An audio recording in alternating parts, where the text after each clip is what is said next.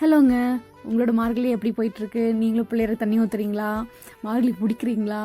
நான் வந்து இப்போ பிடிக்கிறேங்க. ஆனால் வந்து 9:00 தான் வந்து விநாயகருக்கு தண்ணியே ஊற்றுவேன். அவர் எனக்காக வெயிட் பண்ணிகிட்டு இருப்பார்னு நினைக்கிறேன். ஆக்சுவலாக என்னால் நேரமாக போக முடியல. நான் சின்ன வயசில் இருக்கும்போது 6th 7th 8th என்னோட அம்மா ஊரில் படித்தேன். அங்கே நிறைய பொண்ணுங்க இருப்பாங்க. ரொம்ப காம்படிஷனாக இருக்குது, யார் ஃபஸ்ட்டு போய் பிள்ளையருக்கு தண்ணி ஊற்றுறன்ட்டு. எல்லோரும் ஒரு 5:30க்கு ஊற்றி முடிச்சிடுவாங்க. உடனே பூஜை பண்ணி எல்லாத்துக்கும் பிரசாதம் கொடுப்பாங்க.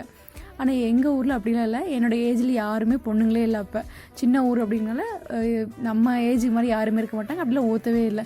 இப்போ எல்லாருமே வந்து யூடியூப் வந்ததுக்கப்புறம் எல்லோரும் பார்த்து தெரிஞ்சுக்கிறாங்க இல்லையா? அதனால் நிறைய பேர் ஊற்றுறாங்க இந்த வருஷம்லாம். நான் தான் லாஸ்ட் இருக்கணும். எல்லோரும் 5 ஊற்றுறாங்க மோஸ்ட் ஆஃப் தெம். நான் மட்டும்தான் லாஸ்ட்டு. இருந்தாலும் பரவாயில்ல, என்னென்ன நானே மனசை தேர்த்திக்கிட்டு போகிறதே பெருசு அப்படின்னு சொல்லிட்டு அதுவே கிரேட் அப்படின்னு நினச்சிட்டு தண்ணி ஊற்றிட்டு இருக்கேன். வாசல் தொலைச்சி கோலம் போட்டுருவேன். ஏன்னா நேரமாக சூரியன் வந்ததுக்கப்புறம் வந்து வாசல் சொல்லிக்கூடாது அப்படின்னு எங்கள் அம்மா திட்டிகிட்டே இருப்பாங்க.